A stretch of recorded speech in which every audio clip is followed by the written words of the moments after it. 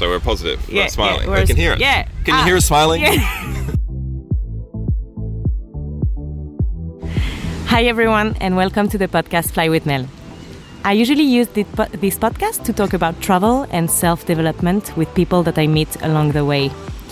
Today, I'm with Paul, the first Australian guy that I have on the podcast, and I'm pretty proud to have him here. We're going to talk about how you can transform your struggles in life into success. So take a seat and enjoy.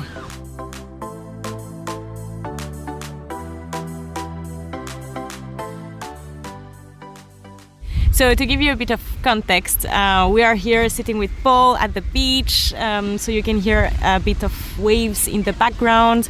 We have the sun around you and some birds, so you might hear all of this during the podcast. I hope it's going to be an experimentation, a great atmosphere for you to hear.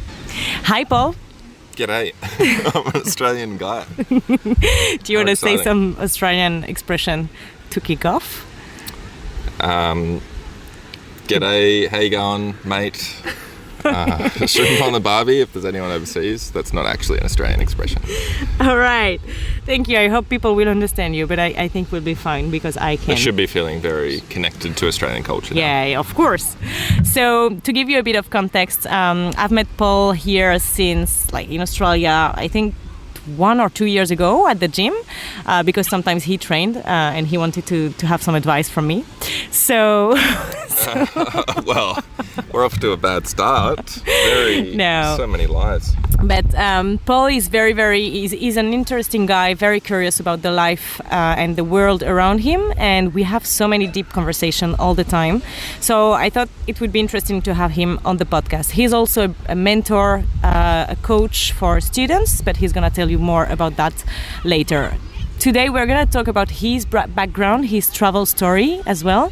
How did he came out of his struggle when he came back here in Australia after his travel? Because we all know that when you're traveling abroad, sometimes it's hard when you come back to your home country. And he's going to give us some tips about how you can transform your struggles into success. So welcome, Paul. Thank you. Can you tell us just 3 things that defines you before we start? 3 things that define me. It's tough, but thinking about this, I would say that I'm very curious would be the first thing. Very innovative. I love to challenge the status quo. I'm always asking why. My bosses hate that at work. I've gotten into trouble many times for asking why when I should just do it. But I would also say that I'm a philosopher. I love searching for that deeper meaning in life, trying to understand how things are connected. And ultimately, not just doing that for the sake of it, but to think about how that can improve our lives moving into the future. Wow. Okay. We already want to hear more about you.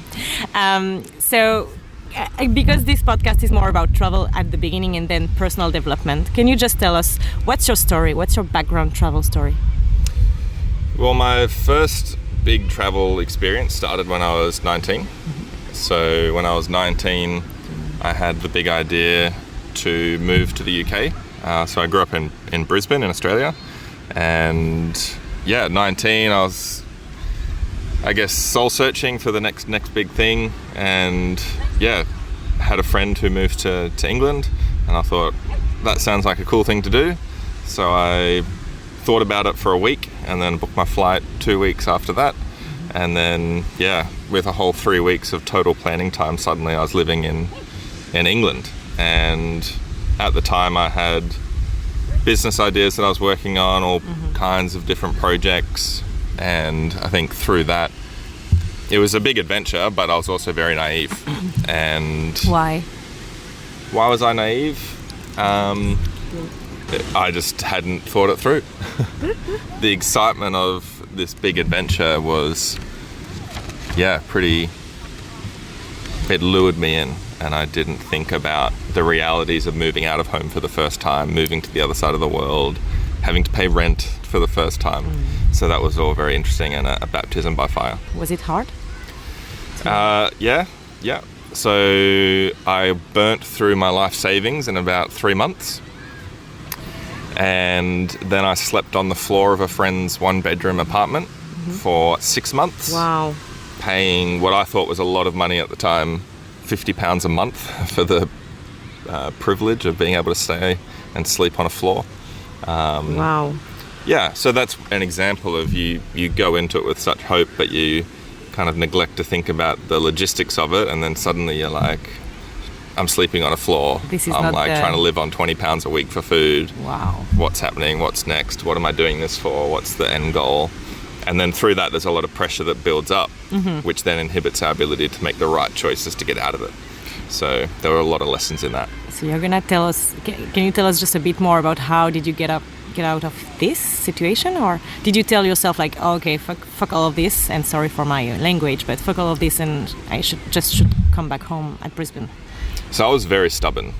So I think the realization I had, or maybe the realization I've had in hindsight, is that, and we can explore this further in our chat today, but often it's important to make the distinction, particularly when we're traveling, whether we're running away from something or whether we're seeking something new and different and exciting.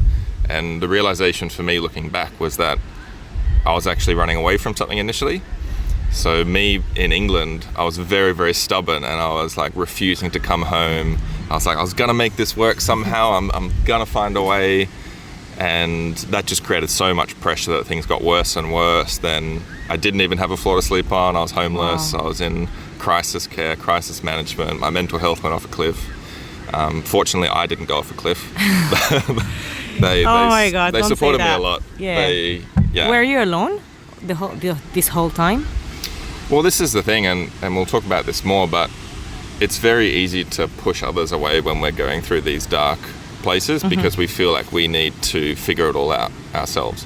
So I was dating a girl at the time, and she was trying to be supportive, but then ultimately it wasn't a healthy situation for either of us to be in, so kind of pushed her away, pushed my friends away, and then in the end I was alone, which made things 100 times worse.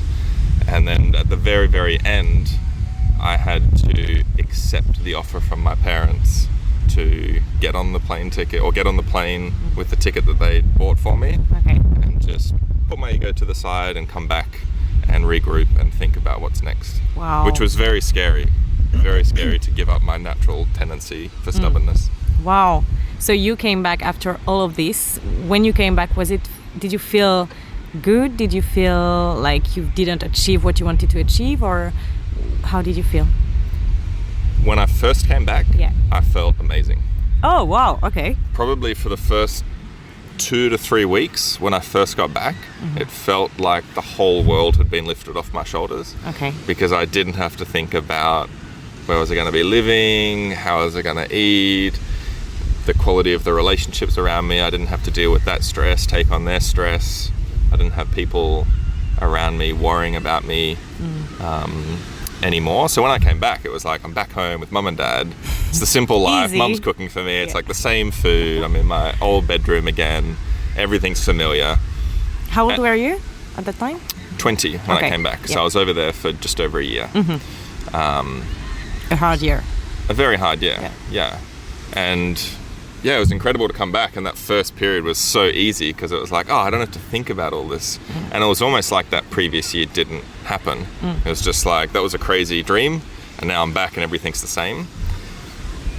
But after those 3 weeks, then it was like, shit, okay, so that was a hectic time. Now I have to process what actually happened there. And that's where the real growth started to happen, and that was probably the hardest period. So tell us more about that. Why was it hard, and what did you experience?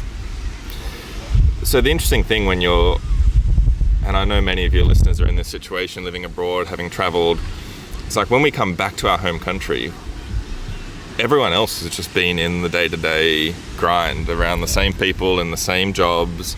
Like you're going to the same bars, you're going to the same cafes, you're getting on the same bus. It's like, sometimes when you're having a bad period, when you're living overseas, you think like you're missing out on something back home. You're like, obviously we miss our friends and we miss our family, but we think we're missing out on something. And for me, when I came back, and it's like, mum and dad are still watching the news at the same time, they're still sitting down for dinner at the same time, they're still talking about the same things in the same newspapers, my friends are still, dating the same people, going to the same gym, having the same conversations. And then it was like, holy shit, like I've been on this hectic adventure. Like every conversation's new. You're the novelty factor. You're the token Aussie, you know, traveling around London with this big grand dream in mind. It's like, that's really exciting. And then to come crashing back down to reality and to be in that environment where everything's the same as it, or the same as it's always been, that is really depressing. Hard, in its own you way. feel like, did you feel, because I had the same feeling when I came back, it's like everyone is the same, but you feel that you have changed so much, but you cannot express this change to the world because they're not going to understand you because they didn't experience the same things. So this is pretty hard. How did you keep everything for yourself and just like mind your business and continue your life as if nothing happened, or did you use your experience abroad to do something in your life? It's a really good question. I probably, after that depressive episode of, okay, shit, I'm back in reality. This is reality now. Me being the futuristic, visionary dreamer, I was like, okay, like what's next now? I need to give myself something to look forward to, something to get excited about. So I actually ended up back at the same job. I got my old job back and worked there for a few months, and same challenges, but then through that I was like, okay, I need to set myself a goal, and that goal was actually to get back to the UK and to get back into race car driving, which was something that I was working towards. Okay. So that was like the big next adventure. Okay. And that's what kind of drove me through that period, and it really set up 6 months of intense focus where it was networking, going to events, speaking at events, trying to get investment, trying to get sponsors on board. So would you say that because you had suddenly a purpose, you had the enough strength to get out from your like depression of coming back to your home country, and you just had like something to focus on and just like focus and continue and just like, don't think about anything else?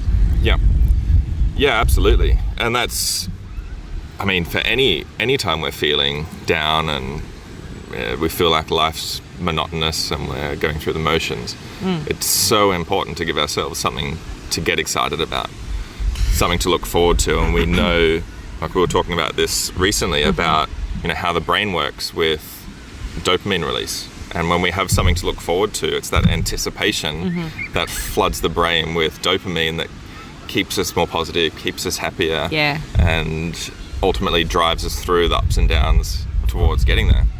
And I think that's exactly what happened for me during that journey. It was a crazy dream that was almost unattainable, but that was really exciting for me and kept me going.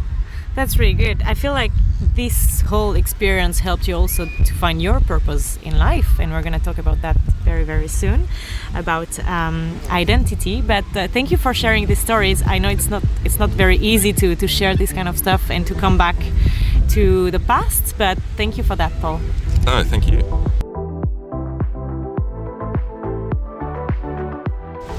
So I want to talk now about identity, because you have a certain job which is very interesting and related to identity. So can you tell us, how do you help young people find their way, their voice, their purpose in life through your job? So tell us just more about who you are, what's your job, what do you do? What do I do? That's a great question. What do I do? Shit. So currently, I want to add something to that first, because I don't know if we were talking about this. No, sorry. I have a certain amount of questions. You can I can't deviate. Well, you're going to have to, because I'm the guest, so I make the rules. Oh, sorry. Famous guest. Yes. The interesting thing about identity, just to start with this tangent, is often we're asked the question, what do you do? And when we reply, often we construct our response based on our career or our job as a central component of our identity. And I've been thinking about this a lot recently, and I wonder why we're invariably led to answer with that response. So when you say, what do you do?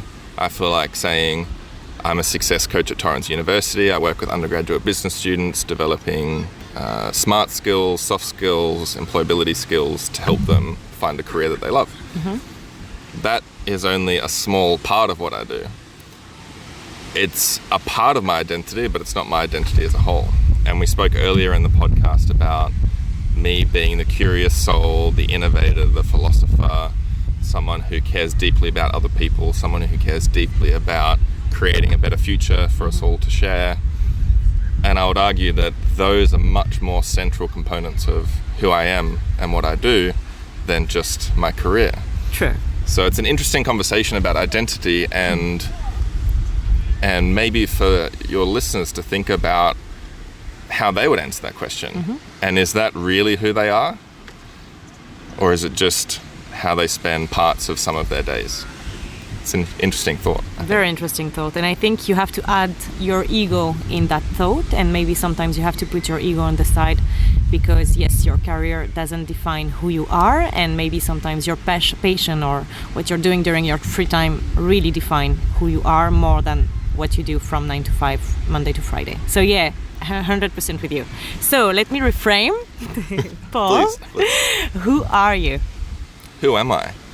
Well, that is the most difficult question to answer, but I would say I'm a curious soul, an explorer, a futurist, and someone who wants to help others connect the dots in their lives so that we can connect with each other and so that we can live more meaningful and purposeful lives. Wow, okay. So I know you help a lot of students to understand what they want to do in their life. How do you do that?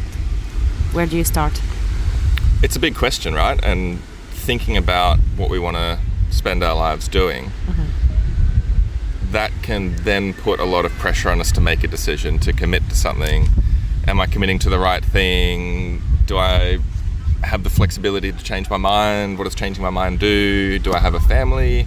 You know, some of your listeners are having families soon, or they have families now. It's like, it's harder to make some of those changes. So I completely understand how scary it can be.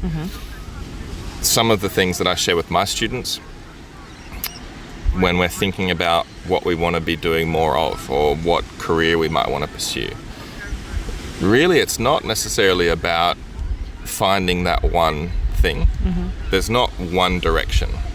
And for those listening who want to explore this further in much more detail than I can share in this podcast, there's a really good book called Designing Your Life by Bill Burnett and Dave Evans. So definitely check that out. I encourage my students to come up with some ideas, to mind map, to brainstorm, and then to align them with what their own personal values are, with what brings them joy, with what inspires their curiosity. And then to start breaking down that mind map into a short list, and then trusting in their gut to make or to take action on one of those. It sounds very easy when you're saying it like that, but yeah. And it takes courage to take a step towards anything that's new or anything that's different. And that's maybe a different conversation to have, but around our need to be kind to ourselves. It's like, if something's not feeling right, or it didn't quite end up the way we wanted to, it's like, that's okay. Like, we should be exploring life with the mentality of not what do I want from this, but what can I learn from this. And if we approach every situation in life with that idea of what can I learn, what can this teach me, there really isn't the scope to fail in that, because whatever the outcome is, we've learnt something that can inform what our next step is. So that, in a sense, is fail-proof.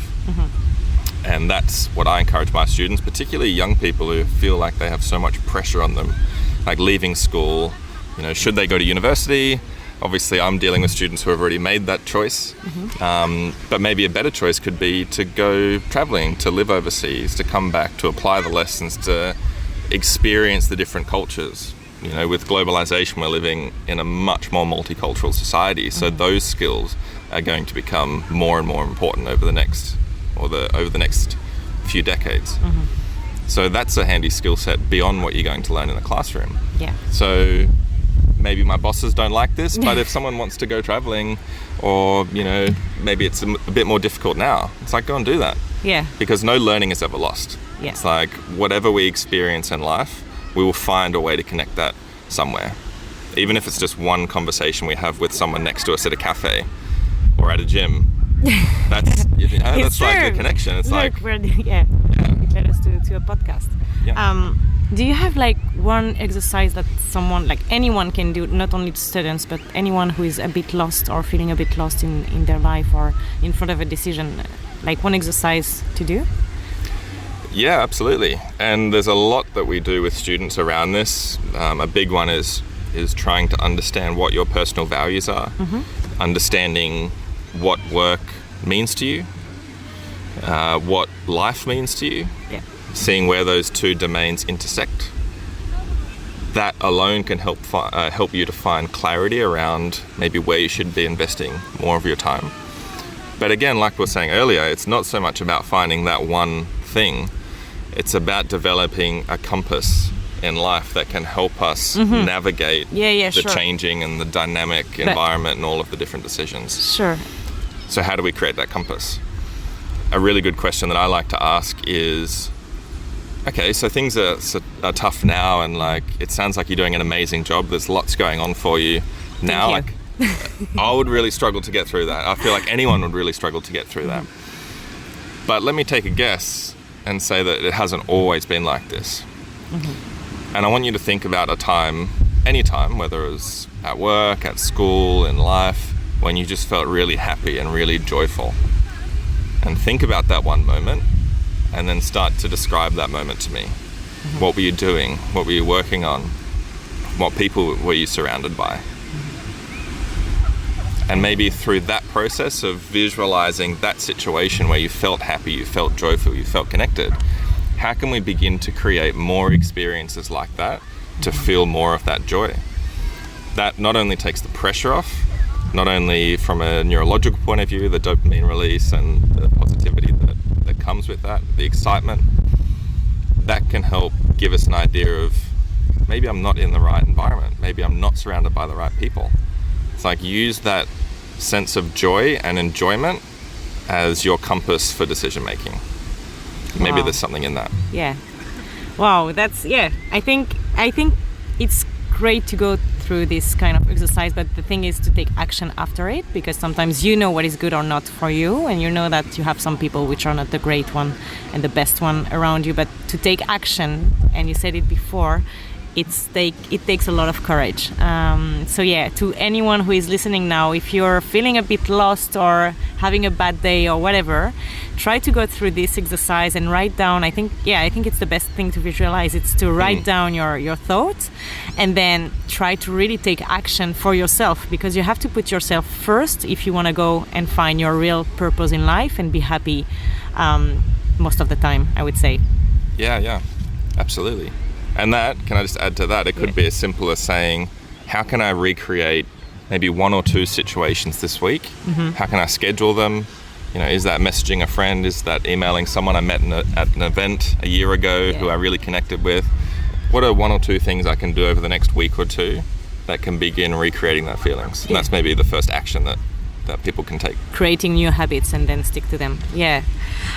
So do you think we can feel stuck again one day if we, for example, let's say you found your purpose in life, you know, you're focused on something and everything, and suddenly one day, bam, everything dropped down, you're having a lot of questions, you're not sure about what you're doing, you're even not sure about your real purpose in life. Do you think we can be in this kind of situation, and how do we go out of it? Absolutely we can. Yeah, so I guess from the age of 17 and my own experiences with mental illness, with depression, with anxiety, around that age of 17, 18, I knew that I wanted to use those experiences and those feelings to help other people. So that's at 17. I'm now 28, going on 29, going on 40. Scary. Not yet. So I knew I always wanted to help people somehow, and I wanted to help people overcome those struggles. So I feel like, in a sense, I found my purpose back then. The challenge isn't so much about finding out purpose, it's finding out how do we live out our purpose. Where do we apply that? That's the journey of life. It's like, okay, I want to help people, but like, where is that? What is that? What does that look like? And that's where the travel came in. That's where lots of different career changes came in. That's where the study came in. How can I upskill myself to better support other people? And that journey can challenge us sometimes and get us thinking, fuck, like, am I really on the right path? Is this really worth it? Why can't I just do the 9-to-5 job, get a white picket fence, house, lifestyle, nuclear family, and just be happy like everyone else is happy, in inverted commas. So it's challenging like that. Inevitably, these times will come up. In fact, I think about a story, right? So, and this is a couple of days ago. I got on a train and I thought I knew where the train was going. Turns out there were two trains leaving from the same platform, and I got on the wrong train, and only when I realized I was now taking a 30-minute detour from where I wanted to be. Okay. Oh, shit, okay, so I need to get off this train and I need to get on the right train. I know where I'm going, but I'm just on the wrong train. So I got off that train and I thought, oh, damn it, if I just stayed on that train for 2 more stops, I could get on the right train to take me back to where I want to go. So the next train comes along, I get back on the train, I get on that one, and then I find out that that train is also going somewhere different. So now I've taken another 30-minute detour. I still know where I'm going or where I want to be, but I'm just on the wrong train again. Yeah. So then it's like, okay, slow down, pause, reflect. Where am I going? What do I need to do? Calm, it's okay. Kindness to myself. I've made a mistake, but that's okay. I know where I want to be.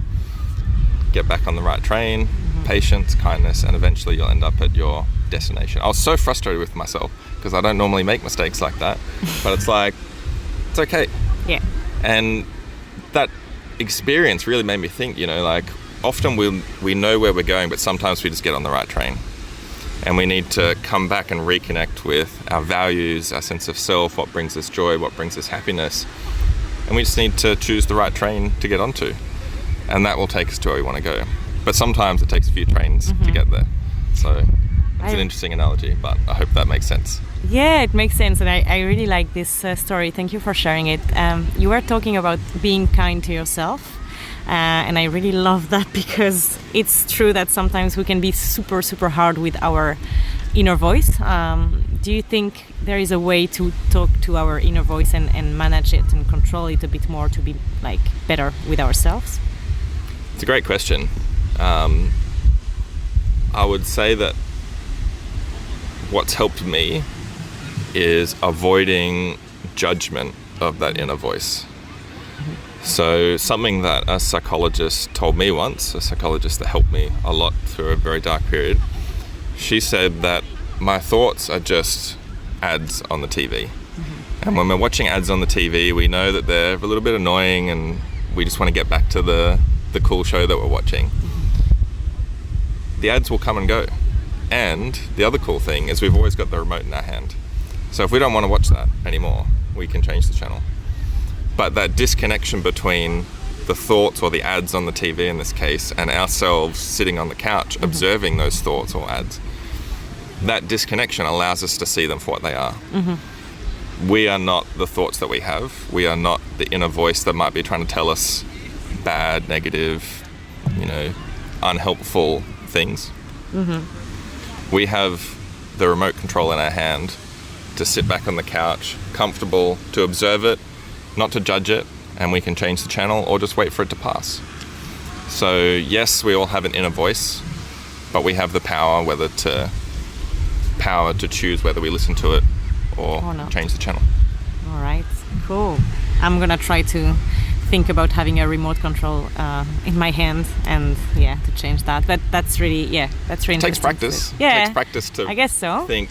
Visualize. I appreciate that thought. Thank you for that thought. That thought is valid. It means something, obviously. I can think about that later. Yeah. And that's something else my psychologist said is acknowledge the thought as being valid. Yeah. It's important, but I don't need to think about that right now. All right. I don't need to think about that right now.